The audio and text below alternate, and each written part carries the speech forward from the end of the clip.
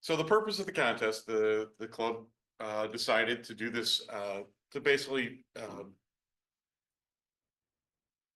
have operators learn how to use Simplex. We had, Dave will give you a history that we had some other contests years ago in the history, but right around 2003-ish or so, the club decided to do a Simplex contest, and start out just VHF, UHF, 6 meters, that sort of stuff.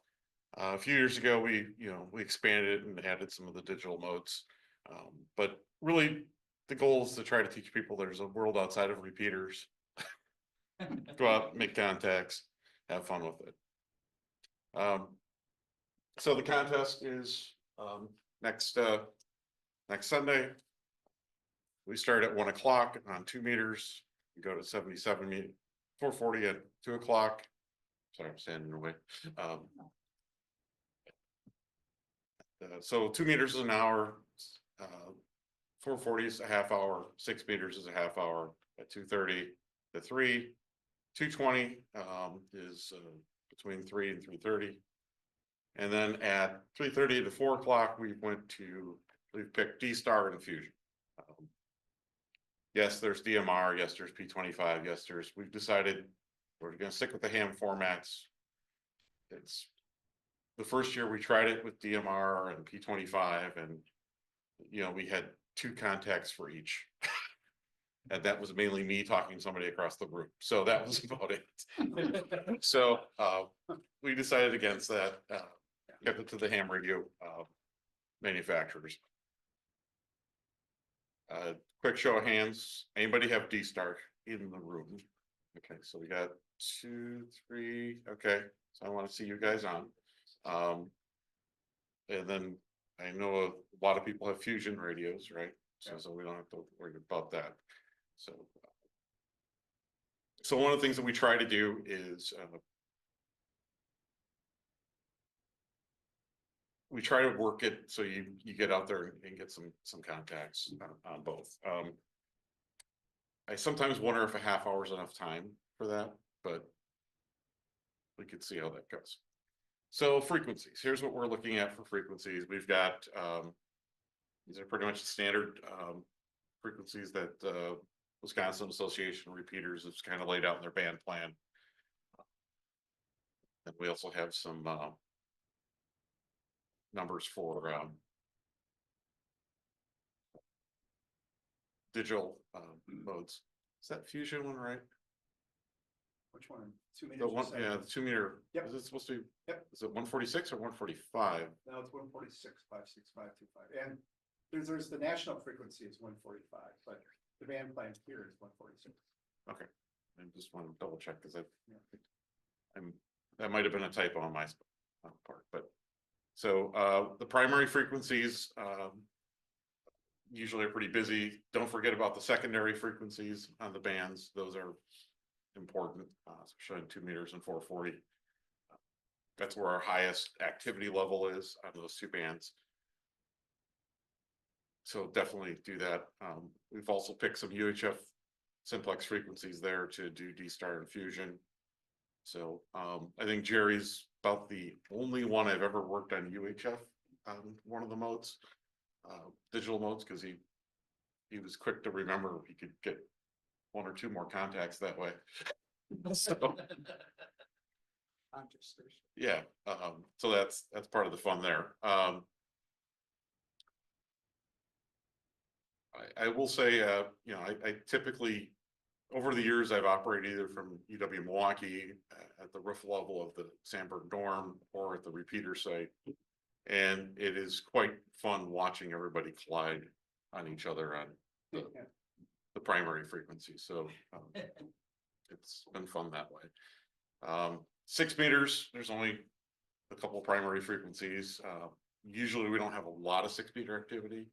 One of the reasons why 6 meters was kind of an interesting idea is because for a while the Gazu had a HD that had the VX5 that had a 6 meter component, which made it entertaining.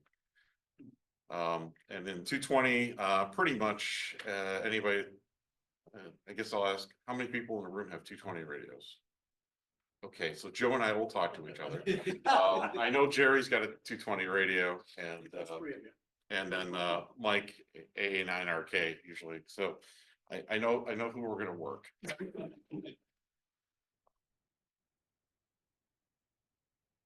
So frequencies to avoid, please don't go into calling frequencies, that's kind of standard for all contests, don't monopolize that.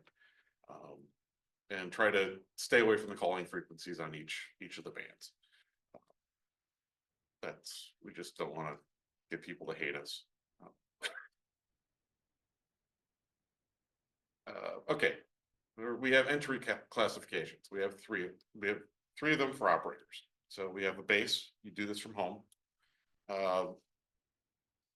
So less than 150 watts, 6 meters, 2 meters, less than for those bands, 100 watts for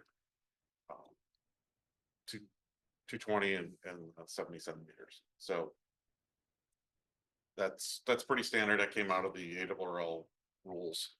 Joe and I came up with that a few years ago. It just made more sense to pick something that's already what the ARRL is recommending for entries. Mobile, to classify mobile, we really want you to at least work with 2 grids minimum. Just that's always a good thing. On any given band, same power levels as the base station classification.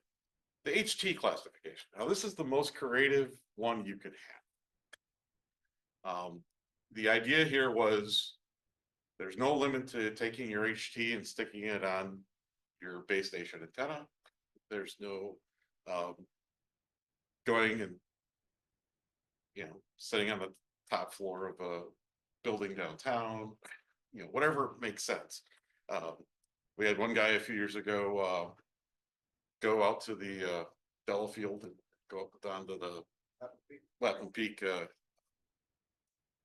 and he brought up a 4-element beam and and his HT, and he had himself up on over 1,200 feet in the air. He was doing quite well. So that is always the good fun to have. So get creative, just no amplifiers, none of that stuff. Just your HT plugged into a decent antenna, that sort of stuff. The club category is to try to encourage other clubs to get involved. The more points that a club category reads, have a chance to beat us. We haven't done a really good job of getting the other clubs involved in the last few years. Some years we did quite well. There's West Dallas about 3 years ago came at us like gangbusters and won. They put quite a few people out there, just haven't been able to do that for a while. So I'm going to send some emails out this week and see if I can needle some people to do them. Grid squares. So what's part of the exchange we're looking for is grid squares. We're very lucky in this area. We have 4 grid squares that come together. They're EN 53, 52, 63, and 62. Those of you who work FT8, some of those others, you have your grid square entered into your software. So here's the map of kind of where it all kind of looks in Milwaukee. So there's a point here. If you notice where that crosshatch is here on Dryer Place and Buckingham Place, literally right in the front yard of somebody is the grid square point. So please don't go in their front yard and bother them. But it's right there. There is a monument there. A school teacher took her class there once and put a monument. So there is a little something there to look at that. We have loosely said over the years that we will accept that whole 68th and Beloit area as as the public area to go between the grids, mainly because we just don't want to get somebody mad at us for doing it in their front yard. But I did take my GPS and go there, and I found where the marker is. It's like right between the sidewalk and the street there. So So please don't bother the. So here's kind of the hints for the contester, especially if you're doing this for the first time. One, program everything in memories, all the simplex frequencies, get them in ahead of time, test it, make sure. Some of the AZU radios I found out by not doing this will automatically put an offset on. Yep. You will not make a damn contact on UHF if you don't have that offset turned off. You just, and you know, especially if you tell somebody, yeah, I'll go meet you right there, and you go there, and like they're not answering you, like what's, you can hear them, you've talked to them at little places, just. Especially on 440. Yeah, especially on 440, for whatever reason, Yaesu has made that problem. So save yourself some time, program it in. Typically, you don't want to be running a tone. If you do decide to program with the tone, put 127.3 in, because at least then you're pretty standard for the area if people have their radios accidentally programmed with tone squall chime. But that would be something to worry about. When you're calling simplex frequencies, you know, listen around, see if you can hear somebody before you start calling. You do have the ability to share the frequency, or you can solicit contacts on a repeater. So you can call, say, hey, I'm listening on this frequency, please show up. It does two things. One, it gets other people interested. It gets them to show up.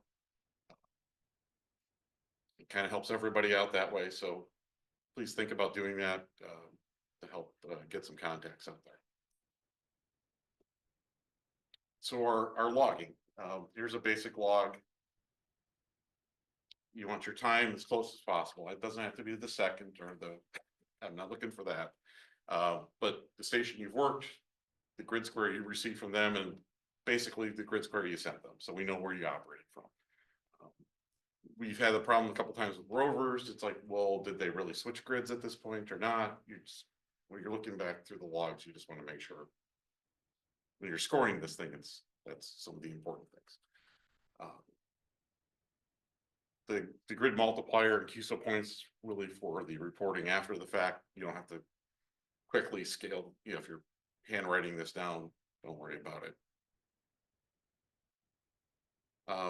N3FJP will work. It won't calculate the scores, but it will work. It'll make it easy if you want to do it. If you buy the suite for all the contests, it's $50. It's not a real big problem there. So pretty decent program for doing this. Are you doing the AC log or a contest log?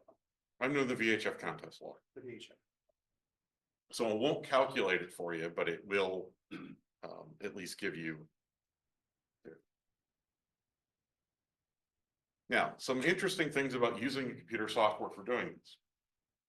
And I use this bottom half because when we get into the fusion mode, or going into the digital modes, and also with the rover, sometimes it gets a little confusing. The software is like, well, you already worked so-and-so in the rover in EN53 on this mode already. Yeah, it's just, you have to. So sometimes I find it easier just to add something to differentiate the call sign, or when you put the call sign in, to make that work. D-Star Fusion, DSFU. What FU stands for? Well, you know, when you're trying to get something done quickly and you're running people. Like with the fun part is when you know, now that I know that Jerry and Sherry aren't going to go mobile this year, so that's we're good. But usually it's always the fun watching, going back and forth, and how they screw up going back to who. So you're ready for one and not the other. It's always fun. So you're ready to make the contact with one, and it's the other one that you're not expecting, and then you have to go through the log. And, that's always the fun part. So please, you know, look at that. So here's kind of an example of how the scoring works. So if you had 10 QSOs, 2 meters, that they're worth 1 point. They're easy.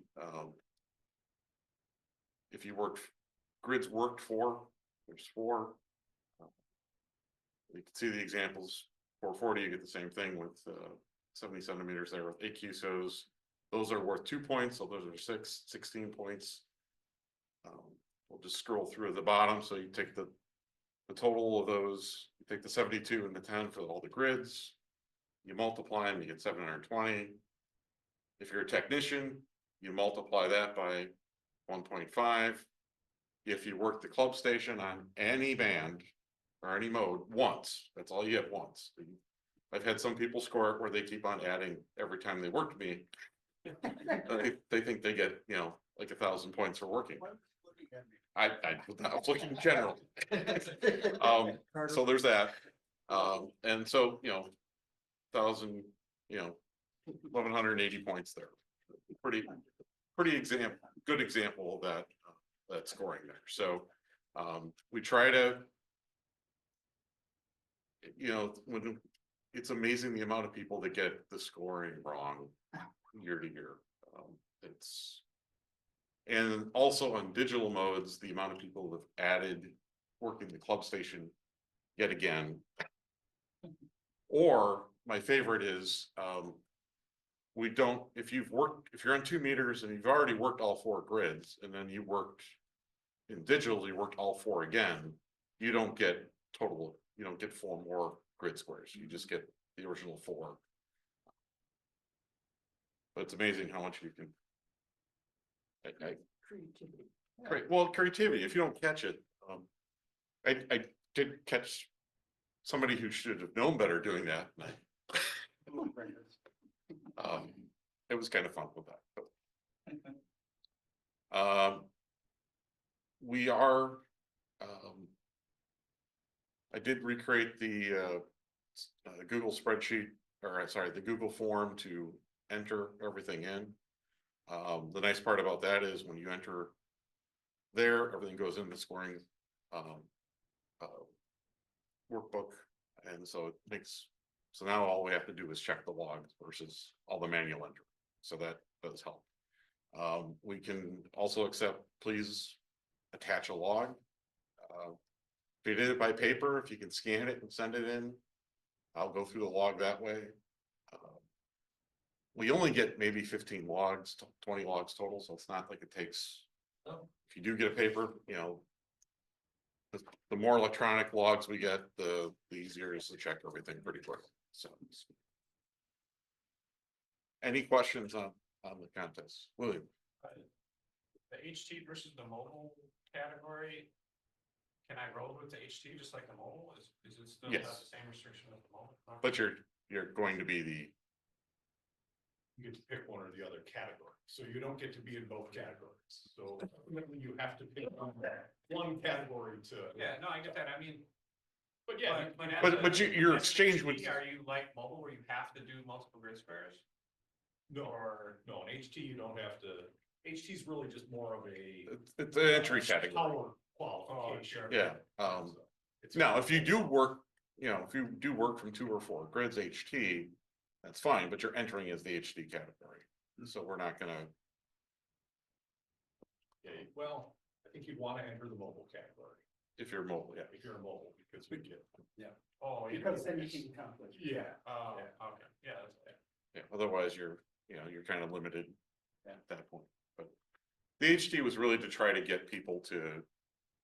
Be creative and do things that are interesting. If you go back one slide. No, I don't know what I'm missing about it. On your digital, you've got number of grid squares 0, but you have 27 points. Okay. Was that a multiplier times 0 or? So the QSO point, the points are the QSO times points. So 9 points per QSO. no, it's Oh. 9 QSOs times 3 points. Oh, 9 times 3 is 27. Okay. Yeah.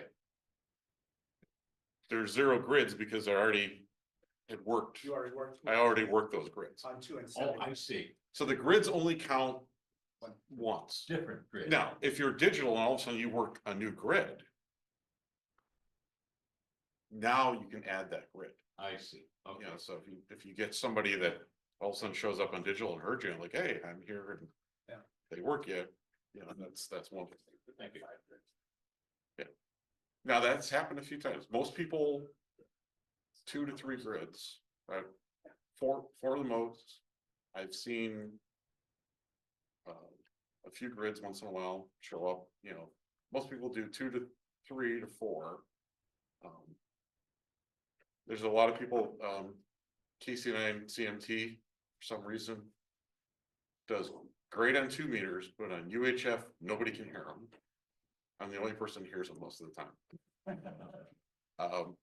And I've also had, somebody up towards Green Bay just come, or Sturgeon Bay come right in, they heard me and boom, so I got 5 grids at. I should also mention the club call does not count towards the total scoring of the club. We felt that wasn't fair since I go put it out at a high profile site to try to hand out the bonus points. So we made that decision about 10 years ago, I think. And the exchange is really easy, right? So if I'm calling W9RH, it's W9RH N9UX, and I get your grid square, which this year will be Probably 63. 63. Okay, and if I'm in 53, I tell them 53 and move on to the next contact. So it's a lot of fun to do something different. I'm gonna do HT this year, so haven't done that in a few years. So, although I will not be operating from home, so hopefully I won't be mobile, but I'll be in a park. So I'm gonna go to Hillcrest, if anybody knows where that is. It's kind of east side of Waukesha. And for a number of years, Jerry put his car out there with the narwhal, Yes. with the I was there out there. yeah, All of a sudden, this guy with his car pulls up, with this massive antenna, it's like, you gotta shit. so Jerry put what, like an 8 or 10 foot long antenna on the hood of his car, GP29, Yeah. whatever it was. so Yeah. sticking out, which was, he had great contacts. And for mobile, if you're looking for spots to go, there's quite a few parks around. I'm not giving out any secrets or anything like that here. There's Hillcrest is one. I was at Mary Noble is another one I did right off HT. I-94 there. HT there a couple years ago. It's a nice high spot. There's one on Calhoun Capitol. There's one parked over there by the fire station. There's lots of places that you can go if you wanna, operate. You don't necessarily have to be driving around. I mean, it is a little bit more complicated. It makes it interesting though. I mean, I've done it where I've tried to hit all 4 grid squares, and that is really, really hard to do. But 2 grid squares going back and forth. Yeah. I just look at a map. Yeah. See what's going like. I'll just tell you, Lions Park in New Berlin, which is where I go. I won't be there this year. See, it's up for grabs. That's where the narwhal suddenly shucks me. How'd you get here? But anyway, it's supposed to be a secret. I mean, But that's where you can like 15 feet move back and forth if you're in 2 different grids. Yeah, and then part of the interesting part too is, some of the locations are good. If you try to go, like picking Lions Park is great because you're just going a couple feet. I know Warren K9 and SFV used to go great distances to get between 2 grids within a 10-minute period, so it's always kind of a challenge there. The other challenge is with where the grid squares come together is not a very high ground. No. So Yeah. that's the downside of kind of running around the grid corner, that you have to be a little Well, more creative. with. We had those gentlemen that came up in 2 different cars that time, Yeah. and they followed each other around the block. Yeah. They just each worked, they just took half the grids and they just rotated, did the X1, did the rotation. They did quite well. MSOE last year did a really good job of getting on the air, and their rover stations did well. Now they picked the museum on MSOE's campus, the Grauman Museum. They worked from the roof terrace. They worked it out. They went up there, set up antennas. I was like, well, that's pretty good thing to do there. So not quite as high as where their repeater is, but still pretty good line of sight there. So. And the other thing, this is a great way to test your station at home. I alternate between staying at home and going out, or at least I try to. And it's a great way to see how far you can get with your home station. A lot of fun. Low key. We'll keep about that. Any questions from anybody online? On Zoom? Let's do it. Everybody get out there. So as long as the tower doesn't get iced up.